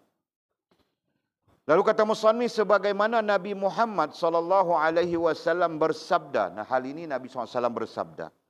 Apabila satu suap makanan yang haram jatuh ke dalam perut anak Adam, setiap malaikat di langit dan di bumi melaknatnya selama suapan itu berada di dalam perutnya. Masya Allah. Ya, ini berarti kita makan yang haram, selama makanan itu ada di dalam perut kita, ya, tidak keluar menjadi najis dan sebagainya. Nah, mungkin saja ditukarkan kepada vitamin, zat-zat yang lain. Nah, selama itu malaikat di langit dan di bumi melaknatnya. Allah.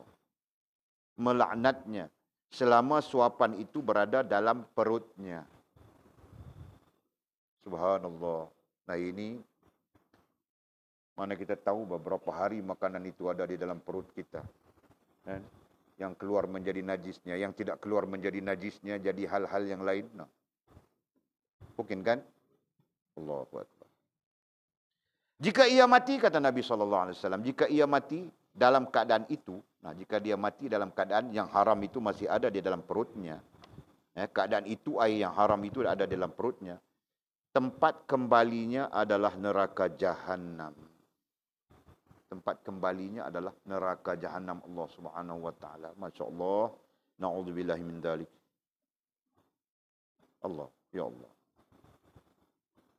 Syukur pada Allah kita berada dalam pondok ini. Ya kita makan yang halal semuanya. Tidak ada yang syubha kan? Ada yang syubha ke kita? Ha? Aku takut juga, Pak. Apalagi aku mau mati sudah nih.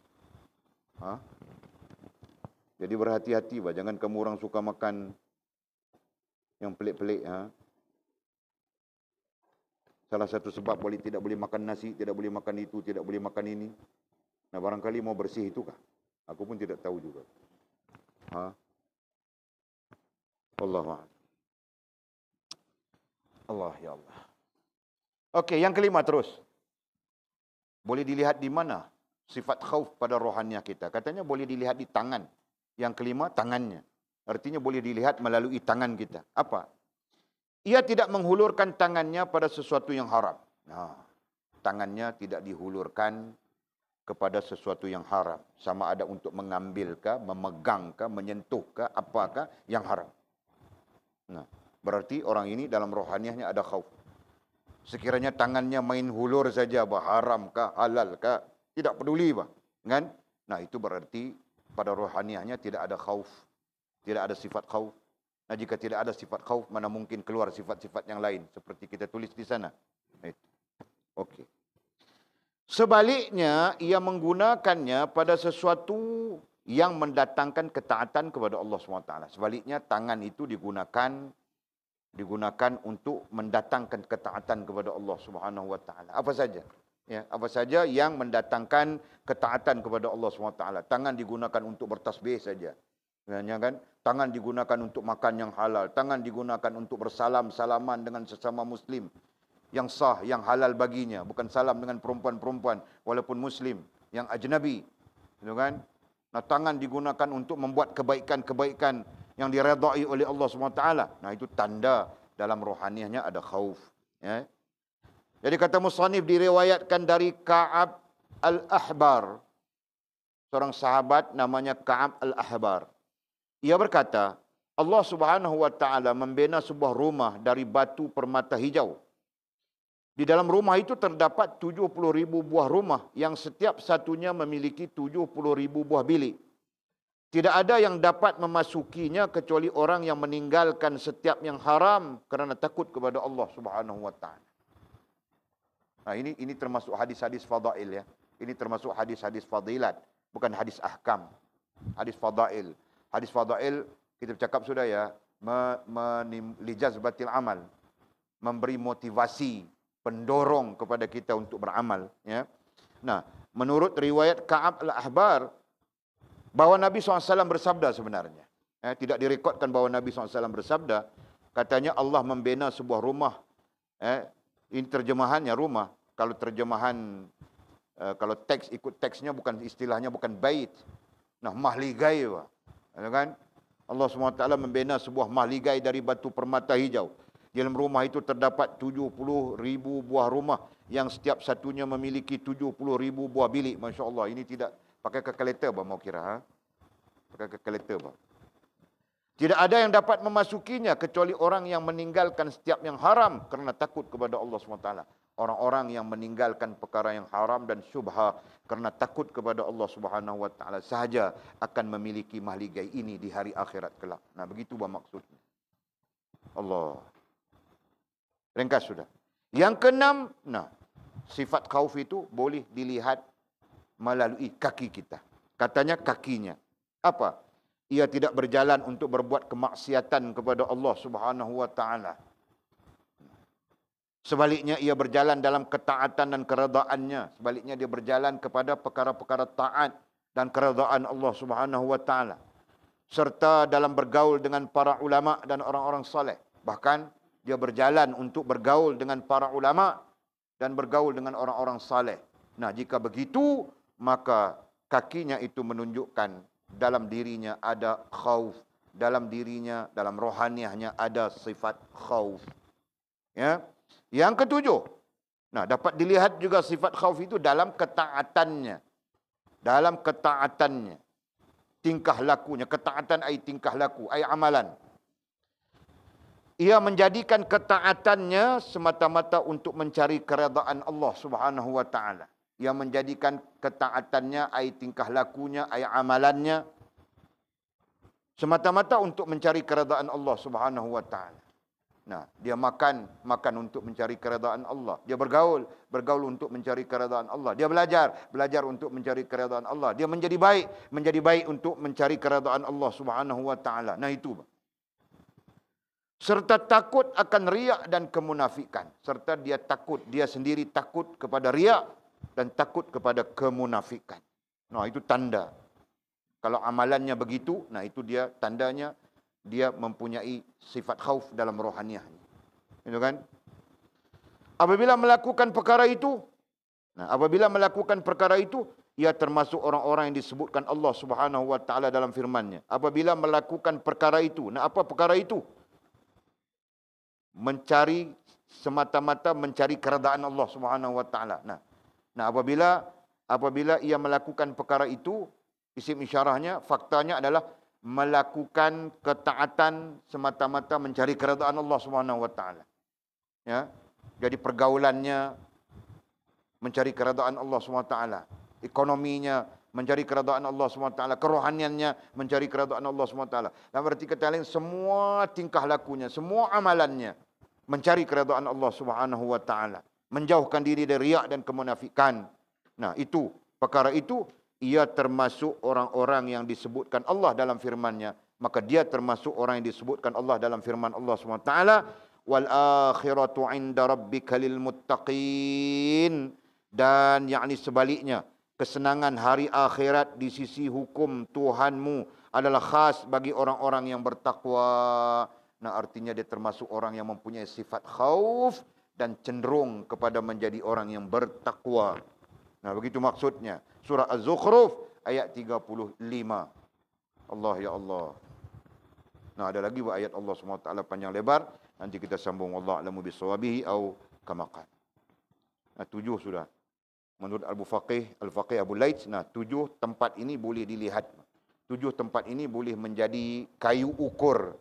Ya, kayu ukur untuk melihat dalam diri kita ada atau tidak sifat khauf sebagai punca kepada sifat-sifat yang lain yang menjadikan kita mukmin, ya, menjadikan rohaniah kita sebagai rohaniah mukmin. Nah, jelas sudah aku sebutkan itu, ya. Mudah-mudahan Allah memberi rahmat kepada kita semua. Wallahu a'lamu bisawabihi au kama qala. Ada soalan kah?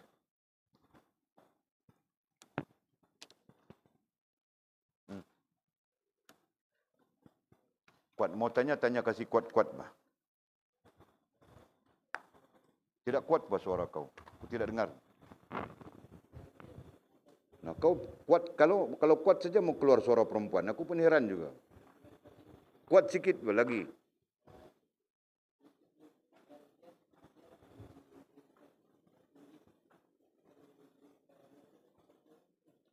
Bentuk-bentuk darjat.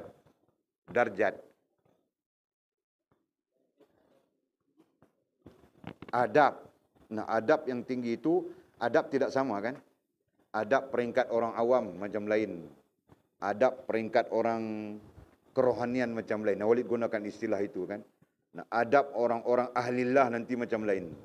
Dia tidak sama. Nah, adab-adab itulah yang dimaksudkan. Ketika kita berada di posisi orang awam, adabnya biasa-biasa saja pada kita. Nah, ketika kita berada di posisi nanti kita gariskan di sana ya, awam dengan tawabin sama saja. Tawabin, muhafizin dengan muqarrabin, ya. Nah, itu semua akan merubah adab-adab itu menjadi lain. Fahamkah? Nah, itu maksudnya. Dan setiap ketinggian yang kita capai, nah adabnya berbeza. Walaupun kelihatan sama, tetapi hakikatnya dia adalah berbeza. Nah, itu. Walaupun tidak tahu mau cerita, melainkan siapa yang merasakannya dia tahu.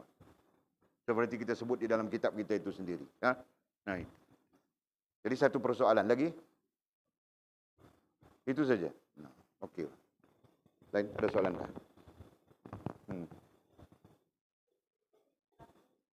Kuat sikit. Paku. Tak tahu. Contoh kebajikan tu macam mana? Okey. Dalam definisi mudahnya, kebajikan artinya kebaikan. Ya. Kebajikan, definisi mudah ya, kebajikan. Kebajikan artinya kebaikan. Nah, itu definisi mudah. Kalau pahala artinya apa? Pahala artinya apa?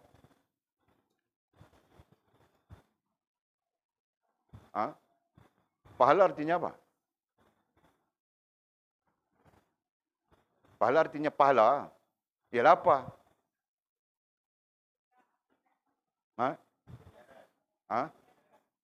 Pahala artinya ganjaran. Nah, ganjaran pun bukan pahala. Ganjaran masih lagi di dalam kebaikan. Sebab itu, para ulama tidak menyimpulkan pahala itu tujuan. Kenapa? Karena definisinya kita tak boleh pasti. Faham tak? Nah, itu. Kita tidak boleh pasti. Jadi, dalam satu hal yang kita sendiri, kita tidak boleh pasti. Macam mana kita nak jadikan tujuan? Nah, disitulah dikatakan bayang-bayang, fata morgana. Pahala seperti fata morgana. Ini pandangan para ulama ya. Antaranya adalah Jalaluddin Ar-Rumi. Dia bercakap dalam bentuk syair. Kan? Nah, pahala itu adalah fata morgana. Jadi dia macam bayangan yang siapa pun tak boleh pasti. Itu kan? Sedangkan kebajikan adalah sesuatu yang pasti. Kerana kebajikan itu kebaikan. Kebaikan itulah kebajikan. Artinya apa? Buat apa yang namanya kebaikan, dia akan jadi kebajikan. Selesai. Betul? Simple saja. Ni nak buat pahala. Nak buat pahala. Buat pahala. Pahala tu sendiri fata morgana. Itu istilahnya. Ya kan? Pahala tu sendiri seperti fata morgana. Kalau demikian, macam mana kita nak buat? Kalau demikian, macam mana kita nak jadikan tujuan? Sebab itu para ulama pangkal.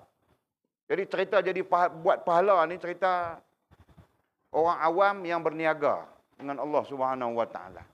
Orang awam pertama sekali dari segi kriteria orangnya adalah orang awam yang sifat dia bisnes dengan Allah Subhanahu Wa Taala. Betul?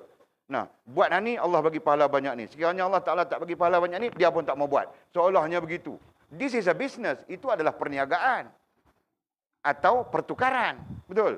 Nah, sebab itu para ulama kita, khususnya ahli-ahli kerohanian, ya, menegah hal ini. Katanya jangan kau lihat kepada pahala. Ya, tapi dosa kau perlu lihat. Dosa kita perlu lihat. Supaya nantinya menegah kita daripada melakukan. Faham? Sebaliknya, jangan kau lihat pahala. Meskipun lawan dosa itu adalah pahala. Jangan kau lihat pahala. Kau lihat kepada kebajikan. Kau lihat kepada kebaikan. Faham itu? Nah, dalil Al-Qurannya adalah fastabiqul khairat. Bersegeralah kamu kepada kebajikan, kepada kebaikan. Betul? Itulah maksud dia. Jelas? Okey. Pahala adalah andaian. Semua orang akan mengandaikan pahala. Persoalannya andaian itu apakah benar? Ya, andaian itu boleh jadi benar, andaian itu boleh jadi salah, betul? Nama pun andaian. Kita katakan andaian. Dalam bahasa akademik, andaian itu dipanggil hipotesis. Betul? Nah, andaian ini boleh jadi betul, boleh jadi salah. Kenapa kita nak mengambil sesuatu yang boleh jadi betul, boleh jadi salah sebagai satu tujuan? Adalah tepat kita ambil yang betul, yang pasti itu menjadi tujuan. Ya, kebajikan nama dia. Kebajikan itu diartikan juga dengan kebaikan. Nah, di sanalah buat baik. Buat baik, buat. Buat. Yang ni pun buat sesuatu juga, buat. Buat. Buat kebajikan, buat kebaikan. Gitu kan? Itu saja. Faham tu? Jangan kita excited dengan kita adalah ahli ilmu.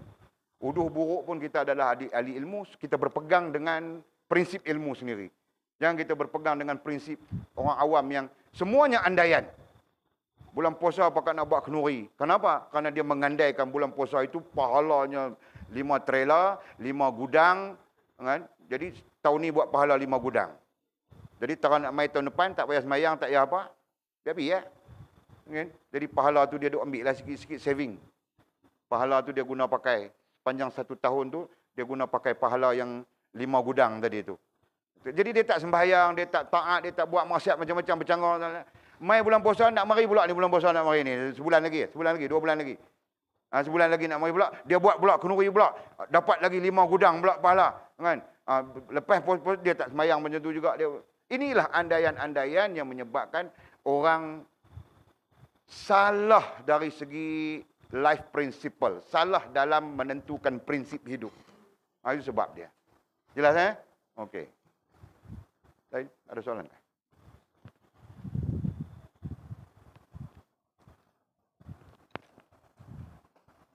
Kau kenapa, Mizi? Macam ayam berak kapur saja. Kenapa? Puasa? Nah, nanti makan bah kalau puasa. Kami pun puasa juga bah. Tidak jadi macam kau ayam berak kapur saja. Kurang sihat? Nah, esok pergi hospital bah. Cek-cek kau COVID. Nah, habis semua kita cuti. Sekarang ni kau selsema pun dikira COVID. Kau batuk pun dikira COVID. Kau hingus melelis pun dikira COVID. Semua kira COVID saja. Tahu kah? Nah, habis semua? Tak ada? Ada soalan lagi? Habis? Bismillahirrahmanirrahim. Alhamdulillahirrabbilalamin. Wassalatu wassalamu ala asyrafil mursalin. Sayyidina Maulana Muhammad. Wa ala alihi wa sahbihi ajma'in. Allahumma aftah lana futuhal arifin. Warzuqna fahman nabiyyin. Waja'alna min ibadika salihin. Allahumma hdina siratikal mustaqim. Siratal ladhina an'ama Allah minan nabiyyin was-siddiqin. Wasyuhada'i was-salihin. Allahumma rabbana aftah bainana wa baina qawmina bilhaq wa anta khil fatihin. اللهم أعنا على ذكرك وشكرك وحسن عبادتك اللهم فقهنا في الدين وعلمنا التأويل اللهم فقهنا في الدين وعلمنا التأويل اللهم فقهنا في الدين وعلمنا التأويل وصلى الله على سيدنا محمد وعلى آله وصحبه وبارك وسلم والحمد لله رب العالمين تقبل الله منا ومنكم أقم الصلاة